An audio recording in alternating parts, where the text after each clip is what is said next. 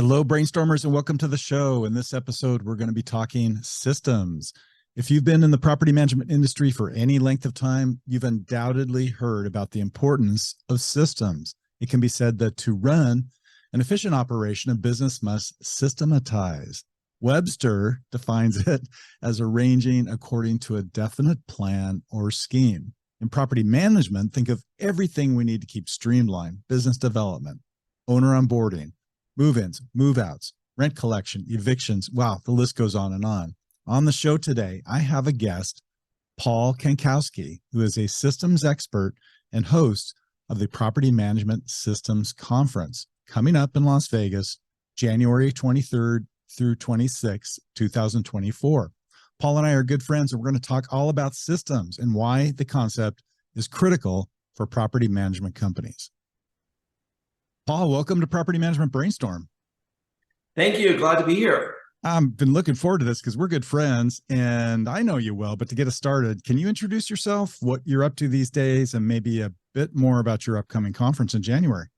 Sure. I had a property management company in Temecula, and I sold it to Pure about 2 years ago, and been part of their acquisitions team. Now I've just kind of stepped back from Pure. I'm working part-time with Pure. I'm the head of Nevada for Pure, but mostly just been working with other people on systems, procedures. My conference is in January. We moved it to January because of the great weather in Vegas. And it's basically, it's not a conference, we call it a workshop, because you actually get stuff done. Like, you're there, and the goal is when you leave, you have a finished product. You can hear people speak and hear people talk, and we have some amazing people coming that are speaking at it. But the same people, this is the 8th year it's gone on, the same people come every single time because they're getting their systems done. And then we always have a good chunk of new people, but it's really, really good at helping get you so that you can get farther in your process. I love that. So you can take your action plans or whatever it is, whatever the format is of the output, you can take it back and put it right to work. That's fantastic. Yeah, I mean, I just find that when I go to a conference, I get 25 ideas. And I always tell people, take 2 or 3. Don't go to another conference until you get those, at least one of them done, because we get 25 ideas and do none. So my conference is, hey, let's give you some ideas, but let's have you get 2 or 3 done while you're at the conference. That's so awesome. You actually can come back the next time because you got them done. I call those nuggets, right? If I go to a conference and I can take away a couple of nuggets out of all the ideas, and those nuggets get implemented for the year, for the quarter, whatever it is, then you've done a pretty good job. All right. Well, listen, in our property management industry, you hear a lot of different terms, okay? Procedures, policies, methods, systems, workflow, processes. I guess just to kind of get us started here, and to agree perhaps on a definition, or maybe there isn't. Do all these things mean the same thing? Can you use them all interchangeably? What's your perspective on that? Well, I'm dyslexic, so that means that I'm like, when things are, lots of names are similar, I just get all jumbled. You have process, procedure, systems, whatever you want to call it. I don't care what you call it.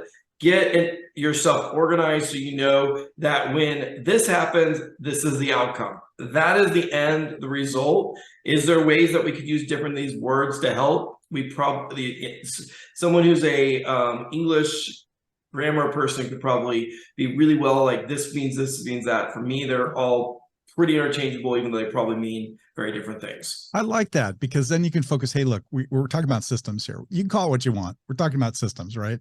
Get this stuff done, and let's put it into your business. Okay, cool. Well, when I started my business back in the day, I researched how to do things and came up with my ways, all in my head, right? Not the right way to run a railroad.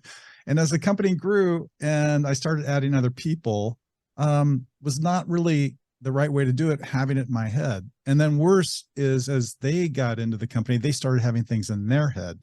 And I spoke recently with a consulting client, and she told me a similar story. And she said, the staff tries to rule the roost here. And it's sort of like the tail wagging the dog, if you will, because they consider themselves irreplaceable because these things aren't captured. It's all in the heads of the staff. So they know how to do everything. It's all in their heads. And if we were to leave, this is kind of their position, would, be starting from scratch. So do you hear stories like that from people who come to your conference and some of your every day? You had, Bob, you had a job. You didn't own a company. You had a job because if you went away, your company had issues. Mhm. And so if your staff has all the systems and procedures in their head, they could leave, start that company somewhere else in their head, and you would flounder and you probably would lose a lot of your clients. You got to think of it that way. You're protecting your asset. If McDonald's allowed their workers to put in their head, what kind of burgers would we get at McDonald's? What would we do? McDonald's has people that are minimum wage, minimum skill level, and you get the same product every time. It might not be the best product, but it's the same product. It is a McDonald's product. And that is how we have to look. That's why I always tell people, we need to look at our business that, do you want every owner to get a different outcome, every owner to get a different product? And you know that because you've been seeing it when, with Pure and everything, when we get other companies. And like, the whole point is you want to be able to get, like, when an application process goes forward, that the application process is the same for every single person who applies. Yeah, absolutely. And you might have different property managers or assistants within the company. They're all doing their own thing, doing it differently. That could even potentially be worse. Yeah, I've always described growing a property management business, and I've either done my own or consulted with other companies too, as kind of climbing a set of stairs, right? You run for a while with the way things are going until you hit a wall, and it's inevitable. Things are going to break. You're going to hit a wall, and then you sort of jump in and you're forced to change, maybe then go for a while longer, and then they fail or break again, make another jump, continue throughout the growth. How about that? Do you hear that from clients and conference attendees? Like, okay, wow, I'll go with a process or system, and then it tends to break because maybe the system is simpler in the beginning than it is when you're, 1,000 doors. One of my favorite things of the year was, and I've had a couple companies I've helped implement this, was that every January I would go down to Guadalajara. I would get my entire staff in Guadalajara besides my US staff. My US staff would stay at home, but they would be video conference, so that all of a sudden my US staff was on the other end. They were video conferencing in for my Mexico staff. And I would put $100 on the whiteboard. We got this little room and stuff, and I put $100, and I'd be like, the best idea to change these systems gets the $100. Well, in Mexico staff, that's $7-8 an hour. That's good. That's a lot of money. It's a lot of money. Yeah. So then we would go and break down every process, and their job was to break my processes, break my systems, make it so they found out why they sucked. And then we would and then when they got done doing all that, because they're the ones who did all the processes, they're the ones who were all the back end. My staff in the US, they're the ones who went out to the field, they were on the field. So then once we got to the idea part, then they would come in on video conference. Then my staff in the US, when it was their process, when it was something that they were in, and they would hear, and they were the ones, didn't know who made the idea or what, they would vote on what they thought was going to make their job better. And then we would look at it and we would change the process right then. So you can wait till a process breaks, but like, if you could change a process that might save you $10 an application, or save you $5, or save you something like that, that $100 gets so quickly eaten, like it's nothing. And then, yeah, I had to spend for my staff to get together, but it was great because now my Mexico staff felt like, oh my gosh, we're part of the team. My whole thing is when they break, if you're the owner and you're the only one who comes up with the idea, like, it's my idea, your company is not going to be successful. So if you get the people who've been doing the process all year long, because you've been out mountain biking, whatever you're doing as owner, like if you're working, but you're also not doing day-to-day process, get the people doing the day-to-day, find out why it's breaking and have them help fix it. Well, and if you wait till it's broken, then it's broken and you're losing valuable time and it's costing you more money, to your point, Yeah. If you invest the $100 or the time to get your team together and you fix it real time, then you're much more efficiently working on your processes and systems. I guess the point is, it can't be a set it and forget it, right? It can't be. It needs to be, to your point, that ongoing review, adjustment, improvements, and it seems like, yeah, you agree with that sentiment. Yeah, no, people who just say, oh, I made this process, and think about it. ChatGPT is out there now. If your process doesn't involve, when you're doing leasing, to have ChatGPT write up the descriptions of the properties, but would that have been part of the process 2 years ago? No, it didn't exist. Yeah. But right now, my process for leasing would be ChatGPT. We put in 3-bedroom, we put in our crappy description and tell ChatGPT, make it look nice. And boom, it looks nice. I mean, so these are the types of things that technology is going to make you want to change your process to make it better. Yeah, absolutely. What about risk management? Can documenting processes and systems help protect us as property managers against litigation? Yeah, but here in California, we have no risk, Bob. I mean, it's just like there's no litigation. And we have no laws. We can just move tenants out whenever we want. Yes, of course it does. If I look at it this way, the application process is a clear one. I don't deny people, the process denies them. And if I get audited by Fair Housing or whatever, I can show that we treated every single person the same through our process because it's a documented thing.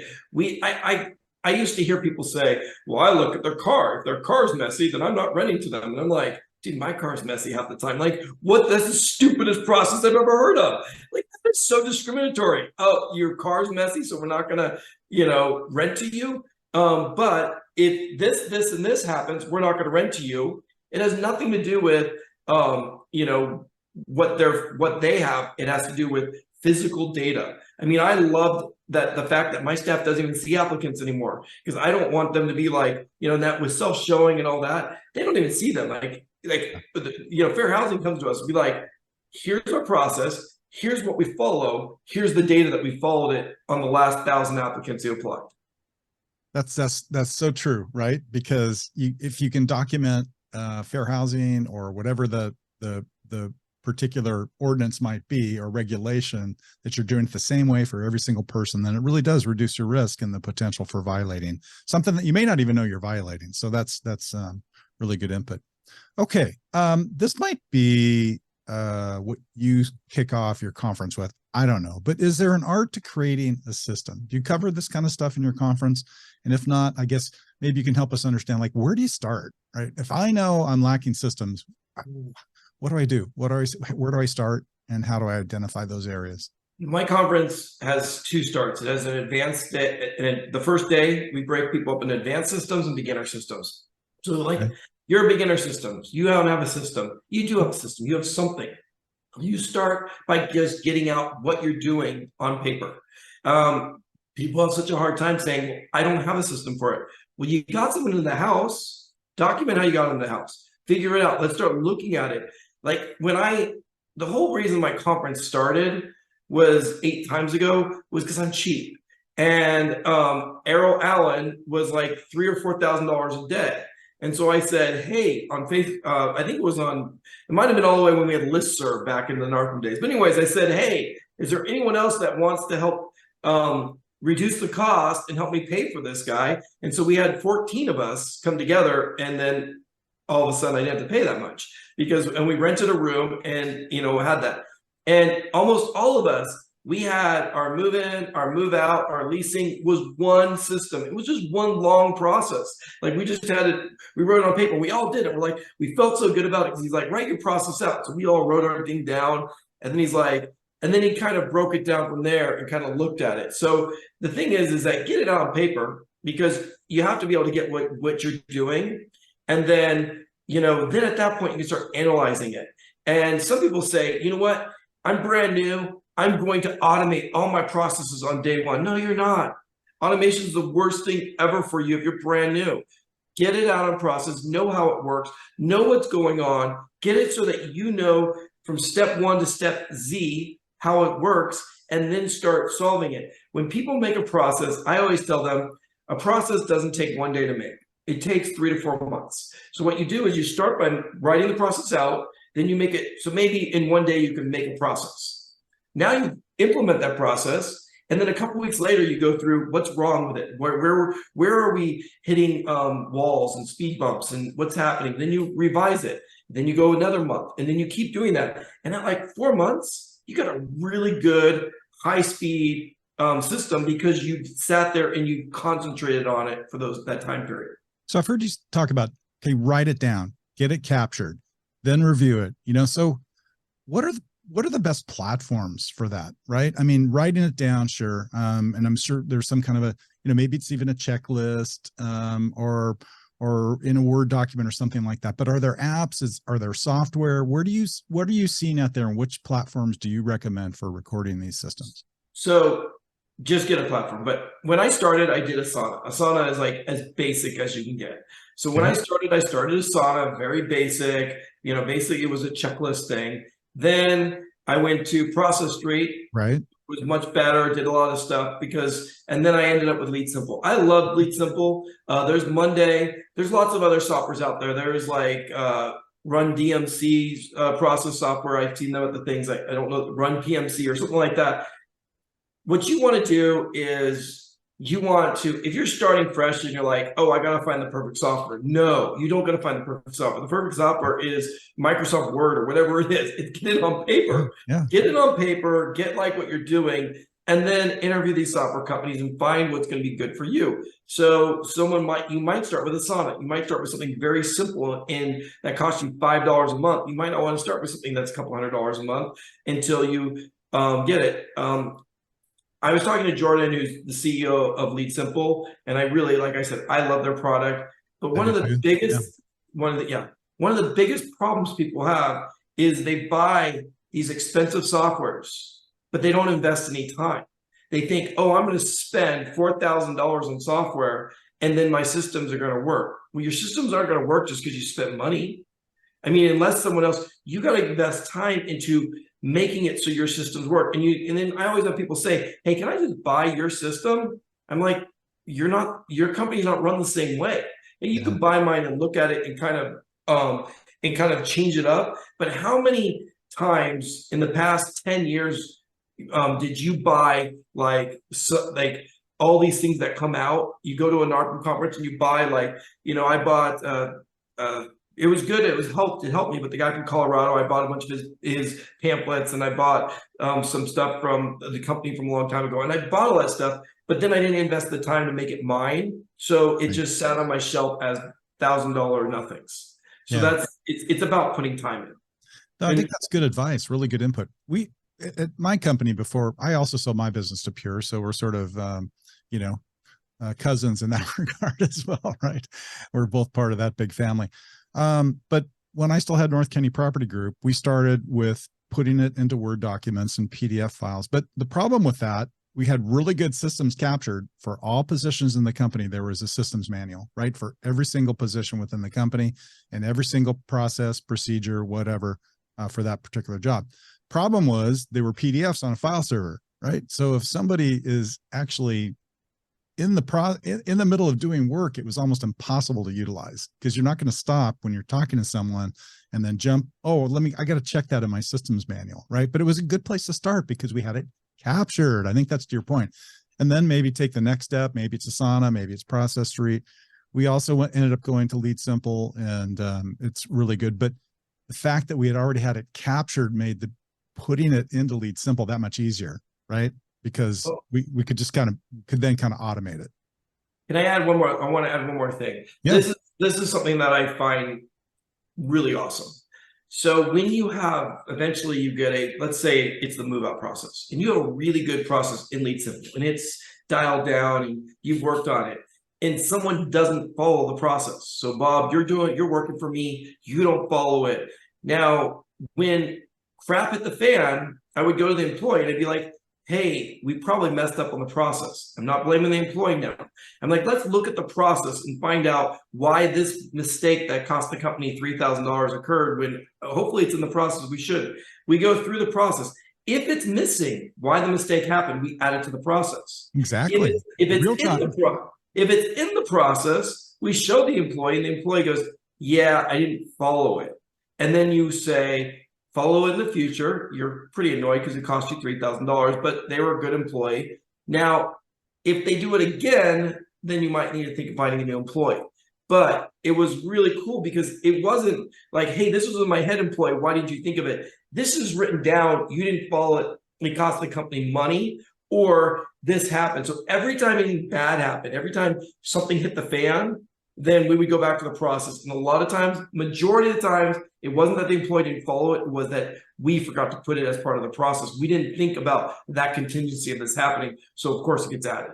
Well, that's the beauty of using a tool or a platform, whether it be Process Street or a Lead Simple, whatever, is you can fix them in real time, and you can do it as a team right there with it up on the screen, perhaps in your conference room, versus a system manual, which is a PDF. You have to rewrite the whole thing and then publish a new version, right?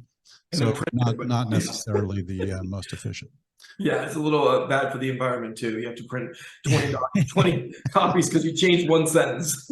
That's right. Okay, so where do you draw the line? How deep do you go on processes, right? I'm sure that there's sort of the short list of which processes you should have in property management. I had somebody joke one time like, well, you're going to write a process for the coffee we choose for the Keurig machine, well, no, we're not going to do that, or how you go find toilet paper when you go to the bathroom, right? But there's sort of where do you draw the line? And I guess what's the low growing fruit for processes and systems and property management? Things that happen once in a blue moon, we don't have a process for.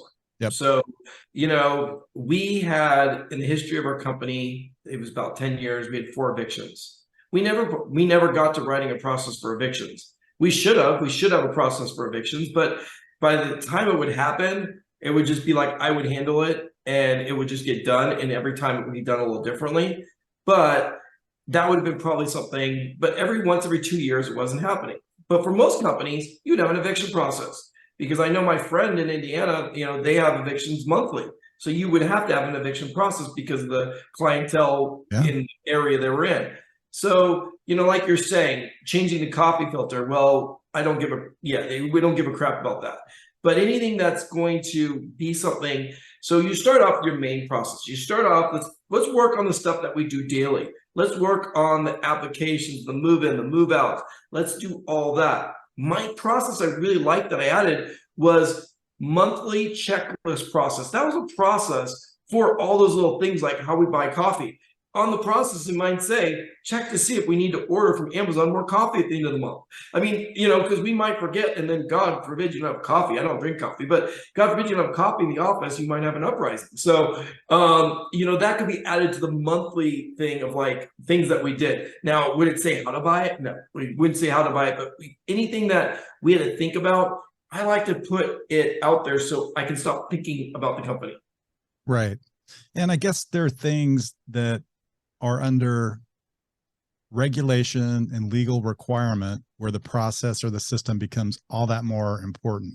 I was kind of joking about the toilet paper and the coffee thing. That's more of an office management, internal, right?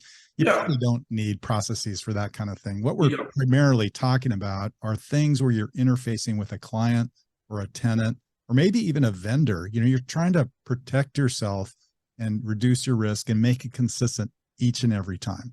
So at your conference, do you help your attendees prioritize, like kind of come up with what the list should be?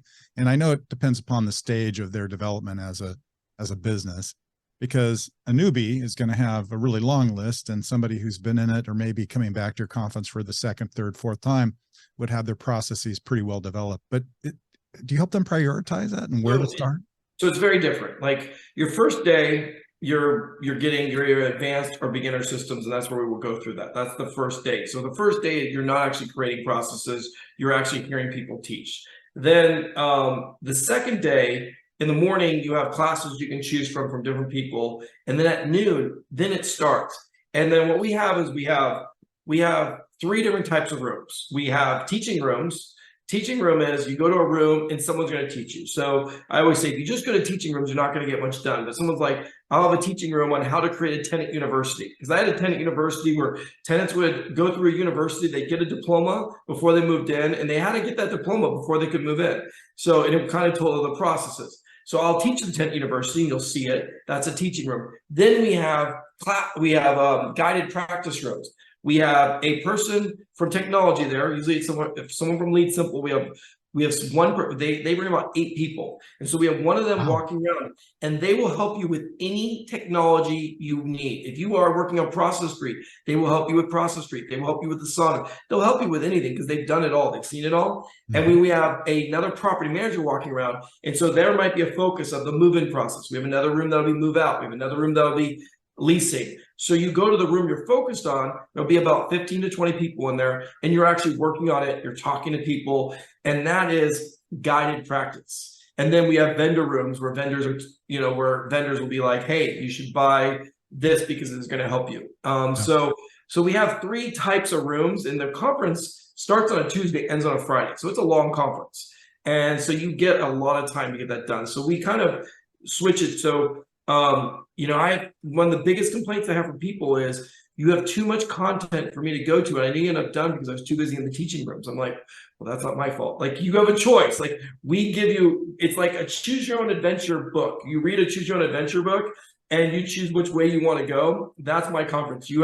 Because there's no conference rooms. This is 8 huge suites, or like 3,000 square foot suites. So you're working in suites. And so it's just really, really different than anything you've ever been to. And then every night we have fun. But that's how, so yes, if you were a newbie, there's a lot of people there to say, hey, this is what you need to do. We'll help you with this. This will help you get started. Yeah, and I suppose it depends upon the pain points of the individuals that are there. They know their company best. They know where they need the most help, and they know what's most urgent. And so they may come in with a short list. Hey, if I could leave here with these 5 or these 10 processes written, it would really, really improve. I'd say 1 or 2.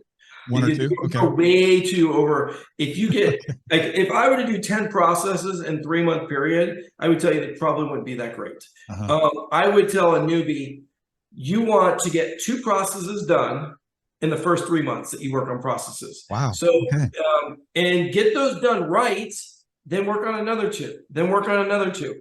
I don't think processes are something where you write all your processes, because first off, your staff is going to have a really hard time. You come back and you're like, hey, I have the Bible. I wrote the Bible and we're going to go on. No, do a couple of chapters at the beginning. And then also, let's say you were going to do your move in and your move out process. I would tell everyone, hey, why to my event, bring the people that do that to the event so that they can help you write it. Because you want your staff involved. Because if you come down with a directive that this is what the process is going to be, you're going to get resistance. If they help you write it, and there's times when my staff's like, hey, we're going to do this. And I'm like, no, I feel strongly that this is how it's going to be. So I do give guides where I feel strongly, but they still have input into what they're going to be doing. Absolutely. Okay. I don't want to go down a rat hole here and go too deep into this, but it occurs to me that there is a role for artificial intelligence and automation when it comes to systems, right? What are you seeing? How far should companies take that?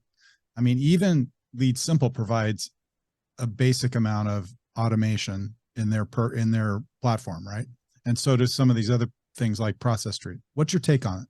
So my take is, and me and Jordan have had this conversation multiple times, and he agrees with me on this. If you automate crap, you'll get crap galore.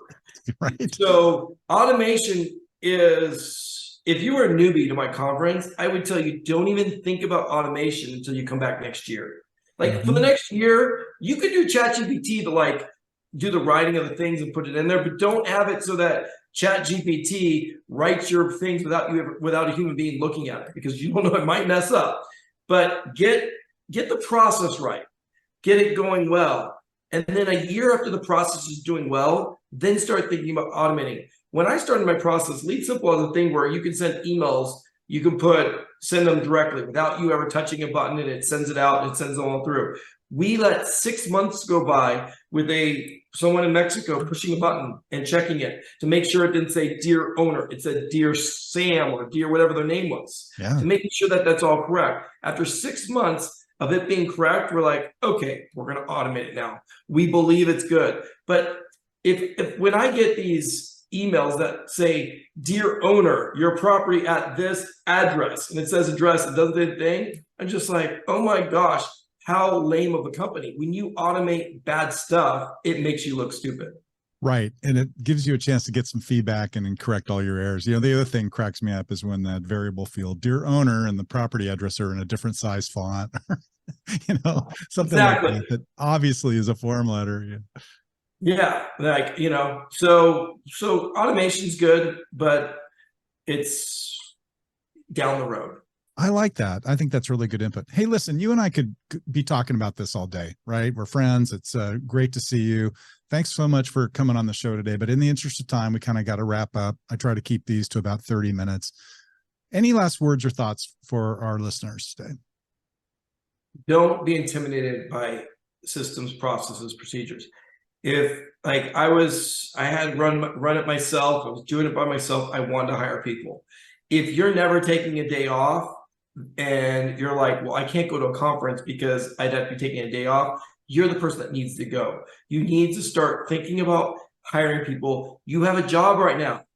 Get a company, own a business, and systems, process, procedure, whatever you want to call them, they're the path to freedom. They're the path to being able to ski more. For me, that would be my thing. I know that would be your thing too. Yeah. If I can ski more, I'm a happy camper. So just, don't be afraid. Just, get help. That's the great thing about our community is we're pretty much a big community that will help you out. Well, it's the old adage, you should be working on your business, not in your business, right? So this is the ticket to working on your business so that you don't have to be involved in the day-to-day as the business owner. Really, really good input and advice. Hey, and if someone wanted to learn more about your systems conference, the the PM Systems Conference, can you tell us about that and the best way to connect? Sure. The best way to connect is pmsystemsconference.com. We have a registration up there. We limit it to 150 people. I think we're at about 70 something people signed up right now, and it's not till January. So we will sell, but pmsystemsconference.com. And I know until the end of August, right now, for the next 10 days or whenever we're gonna have a little discount. If not, you can also contact me. Paul@pmsolutionspro.com is my email. But just, if you want to just talk about systems, I'll talk to anyone for 20 minutes about systems at any time, and just kind of see if it's right for you. Yeah, you're right. I'll have a link to your website in the episode notes. So, hey, Paul, thanks. Great to see you. Really great episode. And thanks so much again for coming on the show. Have a wonderful day. All right, Paul. Catch you later.